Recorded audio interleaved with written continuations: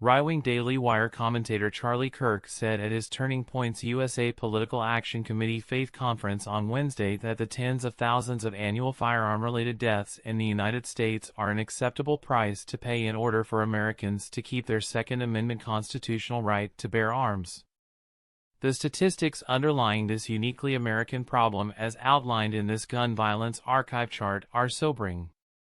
Although they are not listed in its graphic, the site notes that as of April 6, there have been more than 11,000 American lives snuffed out by guns so far in 2023.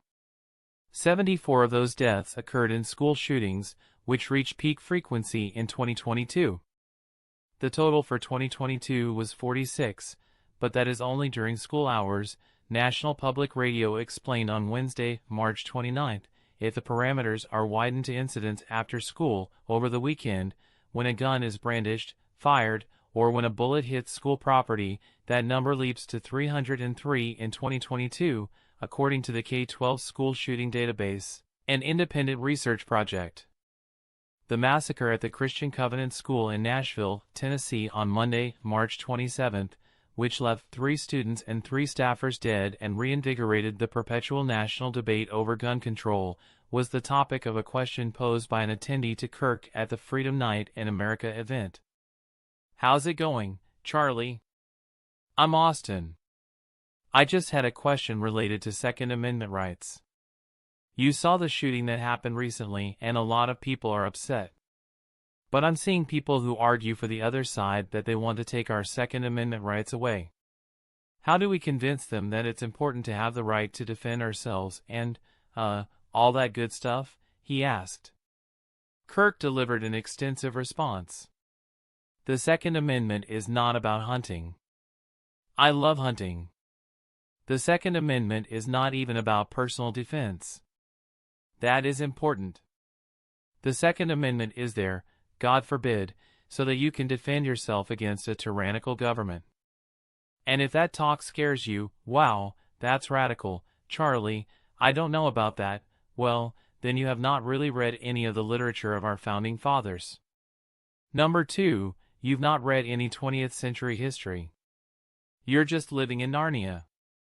By the way, if you're actually living in Narnia, you would be wiser than wherever you're living, because C.S. Lewis was really smart. So I don't know what alternative universe you're living in. You just don't want to face reality that governments tend to get tyrannical and that if people need an ability to protect themselves and their communities and their families," Kirk said. It would appear that Kirk has not familiarized himself with the founders' writings either. A 2018 report in the Washington Post highlighted several key tenets of the establishment of the Second Amendment, which have glaring relevance to our modern era and refute what Kirk claimed. 1. The Founding Fathers were devoted to the militia. 2. The amendment's primary justification was to prevent the United States from needing a standing army. 3. The authors of the Bill of Rights were not concerned with an individual or personal right to bear arms. 4. The Founding Fathers were very concerned about who should, or should not, be armed. 5. 18th century Americans tolerated a certain amount of violence and instability as long as it came from other white Americans. Kirk then attempted to justify allowing anyone and everyone to own guns, regardless of the risks to public health and safety. Now, we must also be real. We must be honest with the population. Having an armed citizenry comes with a price, and that is part of liberty. Driving comes with a price. 50,000 people die on the road every year. That's a price, Kirk declared. Wow, a man in the audience exclaimed. You get rid of driving, you'd have 50,000 less auto fatalities.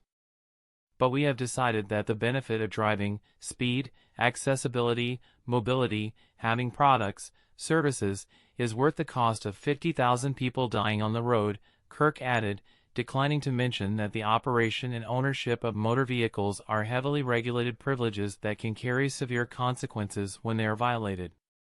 Kirk therefore concluded, "So we need to be very clear that you're not going to get gun deaths to zero. It will not happen. You could significantly reduce them through having more fathers in the home, by having more armed guards in front of schools. We should have an honest and clear reductionist view of gun violence, but we should not have a utopian one. You will never live in a society when you have an armed citizenry and you won't have a single gun death. That is nonsense. It's drivel. But I think it's worth it. I think it's worth to have a cost of, unfortunately, some gun deaths every single year so that we can have the Second Amendment to protect our other God-given rights. That is a prudent deal. It is rational. Nobody talks like this. They live in a complete alternate universe. So then how do you reduce? Very simple. People say, "Oh, Charlie, how do you stop school shootings?" I don't know. How did we stop shootings at baseball games? Because we have armed guards outside of baseball games. That's why. How did we stop all the shootings at airports? We have armed guards outside of airports. How do we stop all the shootings at banks? We have armed guards outside of banks. How did we stop all the shootings at gun shows? Notice there's not a lot of mass shootings at gun shows, there's all these guns. Because everyone's armed. If our money and our sporting events and our airplanes have armed guards, why don't our children? Here, again, Kirk omitted the obvious. Firearms are typically prohibited at all of the venues that he mentioned, except perhaps at gun shows. The rule also generally applies to schools. In fact, research has shown that school shooters are rarely, if ever, deterred by guards with guns and that their presence often increases the amount of violence and bloodshed that occurs during those attacks.